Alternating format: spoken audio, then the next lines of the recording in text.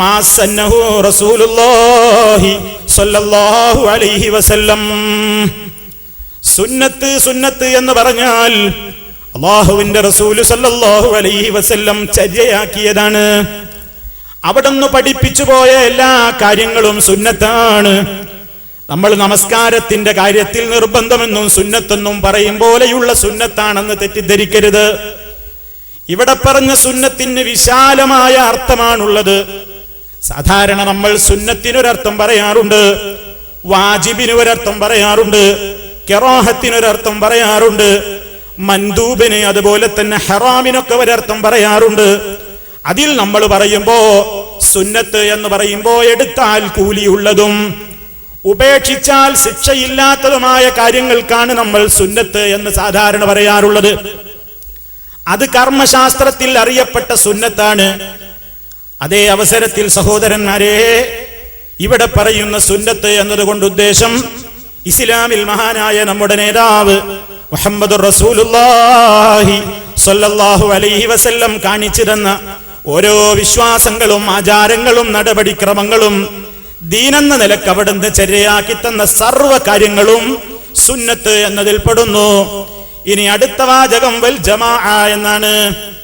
ജമാഅത്ത് എന്ന് പറഞ്ഞാൽ എന്താണ് അർത്ഥം? സംഘം എന്നാണ് അർത്ഥം, ഒരു കൂട്ടം എന്നാണ് അർത്ഥം. ഏത് കൂട്ടത്തെയാണ് ഉദ്ദേശിച്ചത്? ഇന്ത്യയിലെ ഒരു കൂട്ടം ആളുകളെന്നാണോ? അറബ് രാജ്യത്തിലെ ഒരു കൂട്ടം ആളുകളെന്നാണോ? അതല്ലെങ്കിൽ മറ്റേതെങ്കിലും കാലഘട്ടത്തിൽ ജീവിച്ച ഏതെങ്കിലും ഒരു സംഘത്തെ സംബന്ധിച്ചാണോ? നാം മനസ്സിലാക്കുക, വൽ ജമാഅത്തു ഇവിടെ സംഘം എന്നതുകൊണ്ട് ഉദ്ദേശിക്കുന്നത് മത്തഫഖ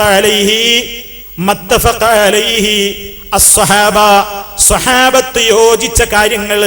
സ്വഹാബത്ത് ഖുലഫാഉർ റാഷിദീങ്ങളുടെ ഭരണകാലഘട്ടത്തിൽ സഹാബിമാർ ഏതൊരു കാലഘട്ടങ്ങളിൽ ഏതൊരു കാര്യങ്ങളിൽ അവർ യോജിച്ചുകൊണ്ട് ഒരു തീരുമാനം പറഞ്ഞിട്ടുണ്ടോ, അഥവാ സ്വഹാബത്തിന്റെ ഐക്യകണ്ഠേനയുള്ള അവരുടെ അഭിപ്രായം, അഥവാ സഹാബിമാർ, ആ മുഴുവൻ സഹാബിമാരും, ആ സഹാബത്താണ് സംഘം എന്നതുകൊണ്ട് ഉദ്ദേശിക്കുന്നത്. അപ്പൊ നബി സല്ലല്ലാഹു അലൈഹി വസല്ലം പഠിപ്പിച്ച ആ സുന്നത്തിന്റെയും ആ സുന്നത്ത് ആദ്യമായി കേൾക്കാനും കാണാനും പഠിക്കാനും ഒക്കെ അവസരം കിട്ടിയ സഹാബിമാരുണ്ടല്ലോ, ആ സഹാബത്തുമാണ് ജമാഅത്ത് കൊണ്ട് ഉദ്ദേശിക്കുന്നത്. അങ്ങനെയുള്ള സുന്നത്തിന്റെയും ജമാഅത്തിന്റെയും ആളുകൾ, അതാണ് അഹ്ലുസ് സുന്നത്തി വൽ ജമാഅ. ഇവിടെയാണ് നമ്മൾ മനസ്സിലാക്കേണ്ട സഹോദര സഹോദരി ചില കാര്യങ്ങൾ. നബി സല്ലല്ലാഹു അലൈഹി വസല്ലമിന്റെ അവിടുന്ന് പഠിപ്പിച്ച ഒരു കാര്യം, ഈ സമുദായം കുറെ സംഘങ്ങളായി കൊണ്ട് പിരിയും, ഒരുപാട് കക്ഷികളായിക്കൊണ്ട് പലരും പിരിഞ്ഞിട്ടുണ്ട്. യഹൂദികൾ പല കക്ഷികളായി പിരിഞ്ഞിട്ടുണ്ട്, നസറാനികൾ പല കക്ഷികളായി പിരിഞ്ഞിട്ടുണ്ട്. അതുപോലെ തന്നെ ഈ ഉമ്മത്തും ചില കക്ഷികളായി പിരിയും, 73ഓളം സംഘങ്ങളായി പിരിയും.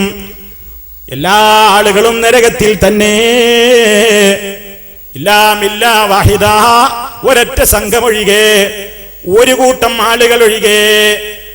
സഹാബിമാരുടെ ചോദ്യം, ആരാണവർ നബിയേ? അങ്ങ് പഠിപ്പിച്ച ആ സംഘം ഏതാണ്? ആരാണ് ആ രക്ഷപ്പെട്ട ഈ ഭാഗം നബിയേ എന്ന് ചോദിച്ചപ്പോ മഹാനായ അഷ്റഫുൽ ഖൽഖ് സല്ലല്ലാഹു അലൈഹി വസല്ലം പഠിപ്പിച്ചു കൊടുക്കുന്നു. അവരെന്ന് പറഞ്ഞാൽ മാ അന അലൈഹി വ സ്വഹാബി, ഞാനും എന്റെ സഹാബത്തും നിലക്കൊണ്ട വിശ്വാസാദർശങ്ങളിൽ അടിയുറച്ചു നിൽക്കുന്നവരാരോ അവരാണ് ആ കൂട്ടരെന്ന് നബി സല്ലല്ലാഹു അലൈഹി വസല്ലം വിശദീകരിച്ചു തരുന്നു. എന്റെ പ്രിയപ്പെട്ട സഹോദരന്മാരെ, നാം മനസ്സിലാക്കുക, ഇവിടെ എന്താണ് ഇവിടുത്തെ വിഷയങ്ങൾ? എന്താണ്? നബി സല്ലല്ലാഹു അലൈഹി വസല്ലമിന്റെ കാലഘട്ടത്തിലുള്ളതൊക്കെ ഇന്നും ദീനാണ്. സഹാബത്ത് നബി സല്ലല്ലാഹു അലൈഹി വസല്ലമിൽ നിന്ന് മനസ്സിലാക്കിയതനുസരിച്ച് ആ സഹാബത്ത് മനസ്സിലാക്കിയത് ദീനാണ്.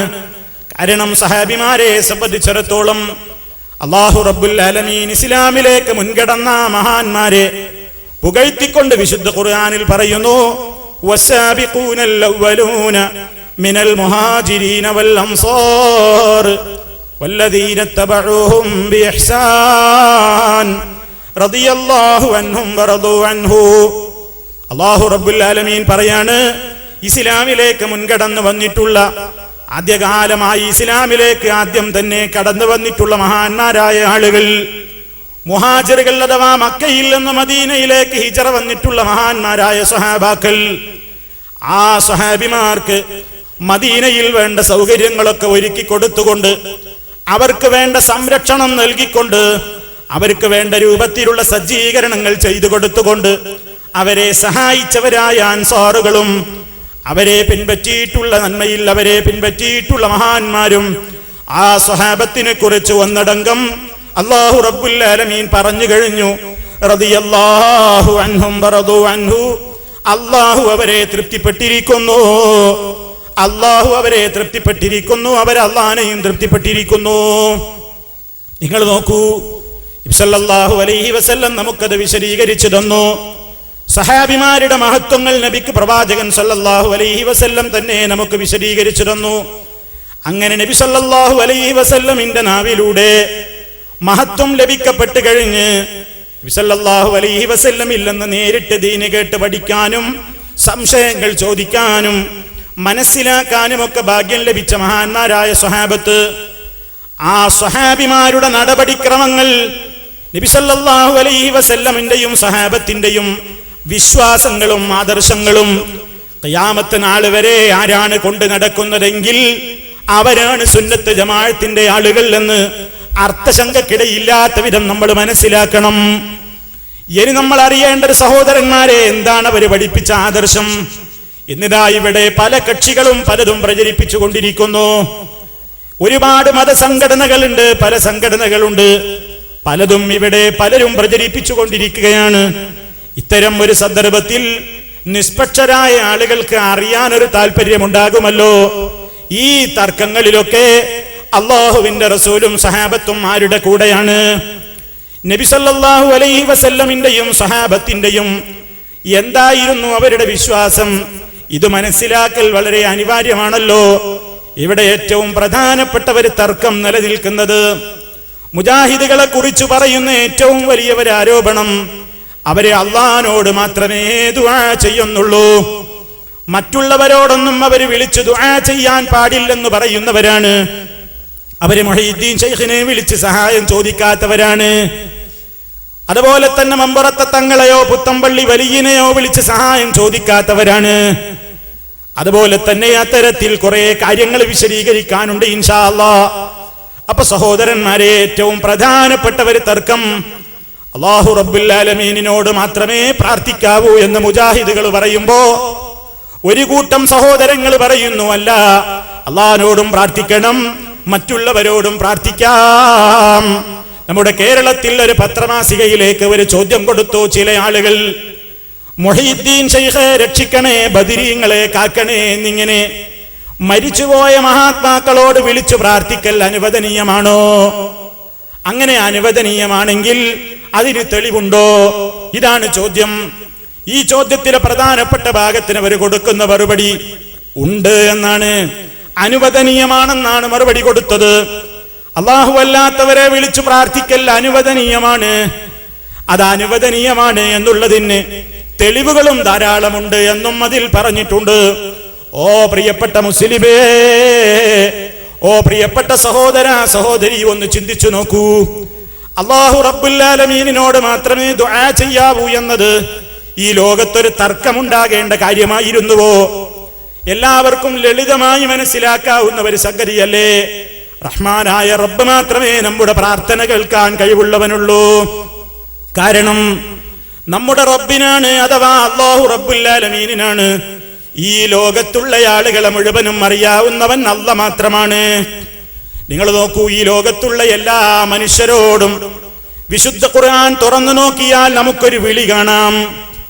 പരിശുദ്ധ ഖുർആൻ തുറന്നു നോക്കിയാൽ ഈ ലോകത്തുള്ള മുസ്ലിമേ അല്ലെങ്കിൽ അറബ് നാട്ടിലുള്ളവരെ എന്നുള്ള വിളിയല്ല കാണുന്നത്.